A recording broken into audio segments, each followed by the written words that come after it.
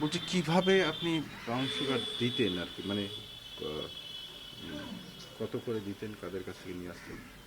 সেটা বাইরে থেকে আমরা নিয়ে আসতাম। হ্যাঁ, আর এনে এসে ওগুলোকে ছোটো ছোটো করে কেটে মানে পার পিস হিসাবে বিক্রি করতাম। হ্যাঁ, কীরকম প্লাস নিজেও খেতাম।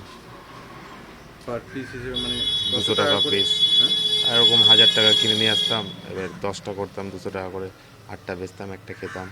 বা সাত ছ পাঁচ 5টা বেচতাম, 2টা খেতাম, এরকম। ওগুলো কিনে নিয়ে আসতেন আপনারা? হুম।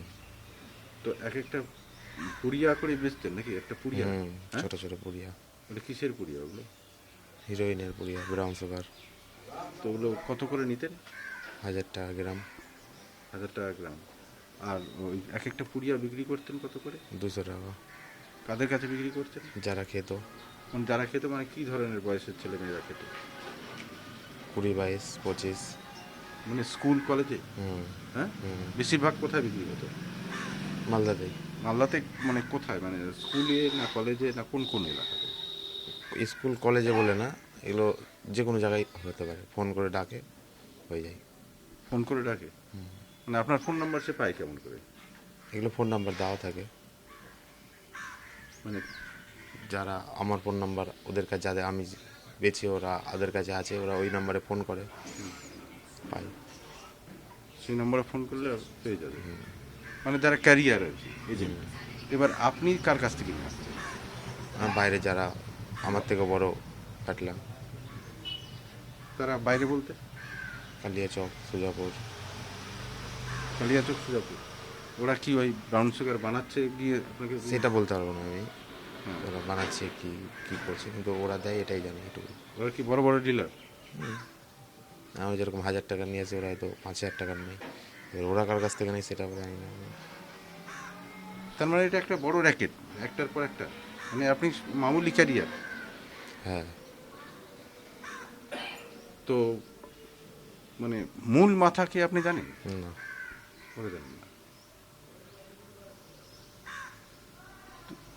আপনার এখানে লাভটা কি হতো? বিশেষ কিছু নয়। না, খেতে পেতাম, খাওয়ার হতো, লাভের টাকাটা খেতে পারতাম। এই টাকা জোগান আসতো কোথা থেকে তাহলে? এই যে 1000 টাকা পাচ্ছেন আপনি, করে থেকে পেতেন এত এত এত টাকা? হয়তো কোনো কাজ করে প্রথমে টাকাটা পেতাম, হুম, সেই টাকাটা আস্তে আস্তে হতো, এদিকে কাজও করতাম, হুম। সেই টাকাটা হয়তো ওইভাবেই হয়ে যেত, শেষ হয়ে যেত নেশা করেই। কোনোদিন বেশি খেতাম। তো এই আহ, যখন শেষ হয়ে যেত টাকা, তখন কি করতেন? কাজ তখন করতাম আবার। মানে নাকি কাজ করতেন, না চুরি চামারি বা না, কাজ চুরি করতাম। করতেন, মারধর করে চিন্তাই করতেন? না, ওরকম না, বাড়ি থেকে লাগলে নিতাম। কেউ আপনাকে দেবে কেন, বাড়ির লোক নেশা করার জন্য? বাড়ির লোক বলতে, বাড়ির লোক মায়ার বসে দেয়, ছেলেরা কষ্ট করবে দিবে, ওই জন্য দেয়। আপনি কি কাজ করতেন এমনিতে? আমি ফার্নিচারের। দোকান? কারখানায়।